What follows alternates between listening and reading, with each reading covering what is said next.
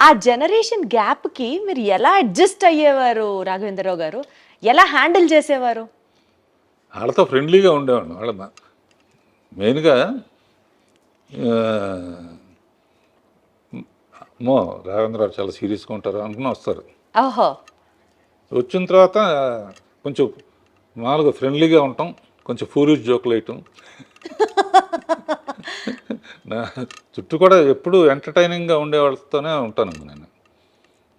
చాలామంది ఇప్పుడు ఉన్న బ్యాచ్లో కానీ బయట బయట ఫ్రెండ్స్ కానీ సినిమా ఫ్రెండ్స్ కన్నా బయట ఫ్రెండ్స్లో కానీ సరదాగా ఏ దేశం వెళ్ళినా కూడా వాళ్ళతో వెళ్ళటం, అక్కడ ఏదో ఒకటి చేయటం, ఏం లైఫ్ని లైట్గా తీసుకోవటం. అద్భుతం. అంటే మిమ్మల్ని ఇంట్రడ్యూస్ చేస్తున్నాను అని కొంచెం ఆ భయము, ఆ బెరుకు నాకు గూడా ఉండింది.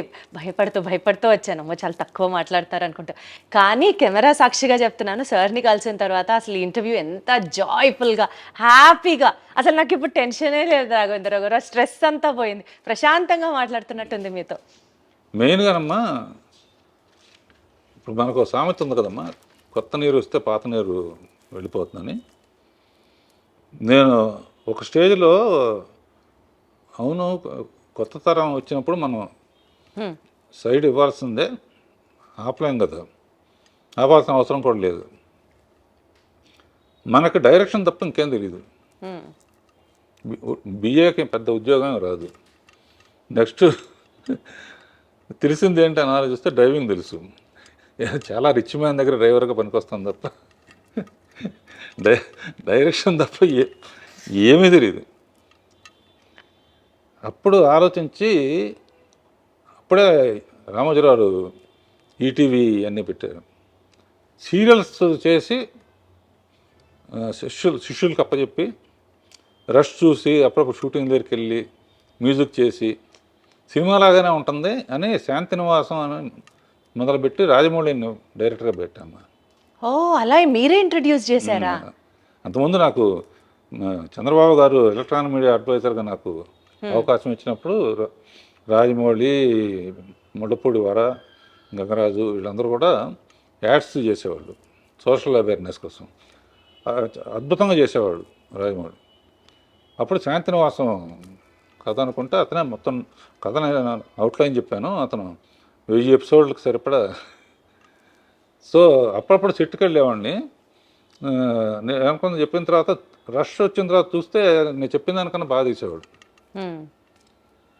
సో అక్కడి నుంచి ఇక కాన్ఫరెన్స్ వచ్చి స్టూడెంట్ నెంబర్ 1కి నేను పర్యవేక్షణ చేసి తను డైరెక్టర్‌గా పెట్టారు. పెట్టినప్పుడు ఊరినే అతను సక్సెస్ఫుల్గా 2-3 సినిమాలు అయిన తర్వాత ఆర్కే నుంచి వచ్చావు కదా, నీకు ఎప్పుడు వీలుంటే డబ్బులతో నాకు పని లేదు, నీకు ఎప్పుడు వీలుంటే అప్పుడు నాకు కూడా ఒకటి చేయంటే ఆఖరికి బాహుబలి అని గిఫ్ట్గా ఇచ్చాడనమాట. నేను మా అల్లుళ్ళు కలిసి తీసాం. సో ఇప్పుడు అంటే ఇప్పుడు సరే ఆ తరం అయిపోయింది. సీరియస్ తరం ఇప్పటికీ జరుగుతుందమ్మా. 25 ఏళ్ళ నుంచి ఆ సీరియల్స్ అన్నీ కూడా ఒక స్టాండర్డ్, ఒక క్వాలిటీకి ఒక నిదర్శనం లాగా తీస్తున్నారు మీ బ్యానర్ నుంచి వచ్చేటువంటి ఆ సీరియల్స్ కానివ్వండి. తర్వాత మా అన్నయ్య కోరిక మీద ఆర్కే ప్రొడక్షన్స్ అని పెట్టి ఫస్ట్ చేస్తే నందమూరి రామారావు బ్రాండ్ ఉండాలని చెప్పి బాలకృష్ణ అడగానే బాలకృష్ణ హ్యాపీగా మా డేట్స్ అడ్జస్ట్ చేసి ఇచ్చాడు. అలా ఆర్కే బ్యానర్లో మా అన్నయ్యతో అల్లరమొగుడు, అల్లరిపోయాడు, కొన్ని ఫెయిల్ అయినా కొన్ని సక్సెస్ఫుల్గా. అండ్ మా అన్నయ్య గారి పిల్లలు మా పిల్లలు అందరూ కలిసే పెరిగారు కనుక అంతా జాయింట్ ఫ్యామిలీ లాగా. సక్సెస్ఫుల్ జాయింట్ ఫ్యామిలీ అంటే మీరు ఎక్కడి నుంచి వచ్చారంటే రాఘవేంద్రరావు గారు ప్రాపర్గా ఆ ఫ్యామిలీ ఎథిక్స్, బాండ్స్, లైఫ్లో కొన్ని వాల్యూస్ ఇవన్నీ పాటిస్తూ ఈ స్థాయికి వచ్చారు కాబట్టి మేమందరం ఇవాళ రోజున అంత గౌరవంగా గర్వంగా మీ వైపు చూస్తాం. That's all because of your brought up, మీ వాల్యూస్, మీ ఎథిక్సే ఇవన్నిటికీ కారణం అనిపిస్తుంది నాకు. మిమ్మల్ని ఇలా కలవడం, ఇంటర్వ్యూ చేయడం అసలు నాకు వేరే లెవెల్గా ఉంది. మీ సినిమాలో చాలా వేరియేషన్స్ ఉంటాయి. యాక్షన్, డ్రామా, కామెడీ, రొమాన్స్, జానపదం, మైథాలజీ, ఇలా చెప్పుకుంటూ పోతే లిస్ట్కి కామా కామా కామా యాడ్ చేసుకుంటూ వెళ్ళాలి. వీటిల్లో మీకు బాగా నచ్చిన జానర్ ఏది? నాకు అన్ని జానర్స్ ఇష్టం అమ్మా. ఏది చేసినా సిన్సియర్గా చేస్తాను. అసలు కామెడీను గ్లామర్ లేకుండా అసలు ఆలోచన అసలు ముందు. కామెడీ గ్లామర్ లేకుండా సినిమా ఉండదు అసలు. ఎందుకంటే జస్ట్ అబ్జర్వ్, అన్నమయ్య సినిమాలో కూడా 2 క్యారెక్టర్స్ని పెట్టి గుండు హనుమంతరావు బ్రహ్మానందాన్ని పెట్టి, అంటే తర్వాత మోహన్ బాబు, సేఫ్టీ అంటే అన్నీ ఉండాలి అనే ఒక స్ట్రాంగ్ బిలీఫ్ మనకు.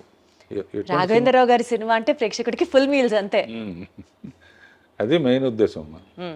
ఎప్పుడన్నా హారర్ కానీ సస్పెన్స్ థ్రిల్లర్ కానీ అలాంటివి ట్రై చేశారా అండి? అసలు మీకు ఇష్టమా అవి? ఆర్ఆర్ సినిమా చూస్తే తల దించుకుంటాను నేను. అది దెయ్యం వస్తుందని తెలియగానే డాన్ మ్యూజిక్ రాగానే ఇట్లా చూడండి అనమాట. ఆ సౌండ్ అయిపోయిన తర్వాత లేస్తాను. ఊరిని శాంపుల్కి వేటగాడిలో ఒట్టి నిజం హారర్ కాదు, ఒక బంగ్లాలో నుంచి నేను వేయడానికి ఇది పాటలాగా ఇది పువ్వులు పూయిన తోట అని ఫైనల్ కాదు, అక్కడ మదరే విడిపిస్తాడని. అంతకన్నా ఇంకా అంతకన్నా హారర్ జోన్లోకి వెళ్ళారు అసలు. అది చూడండి, అసలు థియేటర్కి వెళ్తాను, అది ఆ ఎపిసోడ్ వచ్చినప్పుడు మొట్ట తల తెంచుకుంటాను అనమాట. అదొకటి, గొంతులో క్యాన్సర్, సిగరెట్లు ఏమన్నా కూడా తల తెంచుకుంటారు. సో అసలు అలాంటివి కూడా చూడరు, అంటే ఏదైనా అన్ప్లెజెంట్ అనిపించింది అసలు చూడరు యూజువల్. బాధ వేస్తుంది, వచ్చింది ఎంటర్టైన్మెంట్ కోసం. Got it. సో అయితే మీరు అనేకమైనటువంటి ప్రసిద్ధ మ్యూజిక్ డైరెక్టర్స్తో కూడా పనిచేశారు. మీ సినిమా అని అంటే మ్యూజిక్కి ఒక ప్రత్యేకమైన స్థానం ఉంటుంది అన్నది మాకు అర్థమైపోతుంది. మ్యూజిక్ పట్ల మీకున్నటువంటి కమాండ్ అనుకోవచ్చు, లేకపోతే మీకు అది ప్రత్యేకమైన ఇంట్రెస్టా? మ్యూజిక్ ద్వారా కూడా ప్రజల్ని ఒక కనెక్షన్లోకి తీసుకొచ్చేస్తారు మీరు. ఏంటి మీకు అంత మ్యూజికల్ సెన్స్? మీ రూమ్లోకి రాగానే రాఘవేంద్రరావు గారు ఆ పక్కన ఆ కీబోర్డ్ అది చూసి కూడా అబ్బా నా క్వశ్చన్ కరెక్ట్గా అడుగుతున్నా నేను అని అనిపించింది. మీకు మ్యూజిక్ అంటే అంత ప్రత్యేకమైన ఎఫినిటీ దేనికి? మొదటి నుంచి ఫస్ట్ పిక్చర్స్ అన్నీ చక్రవర్తి చేశాడమ్మా. చక్రవర్తి నేను క్లోజ్ ఫ్రెండ్స్ అనమాట. అతనికి హార్మోని కానీ సరిగమలు కానీ తెలియదు, బాండ్ గిఫ్ట్ అంటారే, ఏ లైన్ ఇచ్చినా కూడా ట్యూన్ కట్టేస్తారన్నమాట. సో చక్రవర్తితో జర్నీ మ్యాక్సిమం 30-40 సినిమాలు చేసామమ్మా. తర్వాత మహాదేవన్ అన్నారు, తర్వాత పెద్ద చేంజ్ అసలు మ్యూజిక్లో సెన్సేషన్ చేసింది మన ఇళయరాజా గారు. కోటితో చేశాను, విద్యాసాగర్తో చేశాను, రాజేశ్వరరావుతో చేశాను, సత్యం గారితో చేశాను. అండ్ 24 పిక్చర్స్ 23 పిక్చర్స్ అయినాయి. కీరవాణితో నా కాంబినేషన్ సెన్సేషనల్ హిట్స్ అన్నీ. ఎందుకంటే మా ఇద్దరికి మంచి అండర్స్టాండింగ్ అర్థమైపోతుంది ఆ కెమిస్ట్రీ మాకు వినేటప్పుడు హాల్లో. ఇప్పుడు ఏ సినిమా అయినా సరే కీరవాణి లేకపోతే నేను పని చేయలేదు అనమాట. అంత సింక్ అయిపోయారు. సింక్ అయిపోయి ఫ్యామిలీగా కూడా బాగా, వాళ్ళ ఫ్యామిలీ మా ఫ్యామిలీ కలుస్తాం, మూడు ఫ్యామిలీ మా ఫ్యామిలీ కలవడం. అంటే కీరవాణి దగ్గర నుంచి నేర్చుకుంది ఏంటంటే కొంచెం రాగాల గురించి కానీ ఇది కానీ ఇదే రాగం అని అడిగి. కీరవాణిలో గొప్పతనం ఏంటంటే పల్లవిలో ఆల్మోస్ట్ సిచ్యువేషన్ బట్టి తనే చాలా వరకు కాంట్రిబ్యూషన్ ఉంటుంది. అలా మ్యూజిక్ అసిస్టెంట్ డైరెక్టర్గా ఉన్నప్పుడే 60 పాటలన్నీ పాడుకునేవాడిని. అండ్ మేము హాలిడేస్కి నేను మా బ్రదరు విలేజెస్కి వెళ్ళాడు, కేసరపల్లి మాది. వెళ్ళినప్పుడు సినిమా వాళ్ళం అంటే వాళ్ళ క్రేజ్ ఆ రోజుల్లో. ఇప్పుడు అంత క్రేజ్ లేదనుకో. ఇప్పుడు కూడా అంతే క్రేజ్ ఉందండి. కాదు సినిమా వాళ్ళు అంటే అదేండి, సార్ ఏదో పాట పాడండి అనేవాళ్ళు. నేను మా అన్న కలిసి డ్యూట్ పడేవాళ్ళం. అబ్బో, గుర్తుందా ఏదన్నా 1-2 లైన్లు ఇప్పుడు పాడగలరా? జస్ట్ ఊరుకునే ఒక హమ్ము. పులి వస్తేరా ఏం చేస్తావురా అన్నయ్య అంటే ఇది చేస్తాను తమ్ముడు అని. ఏదో అంటే విలేజ్ లైఫ్ నాకు బాగా ఇష్టం అమ్మా. అందుకనే తర్వాత చాలా సినిమాలు విలేజెస్లోనే తీశాను.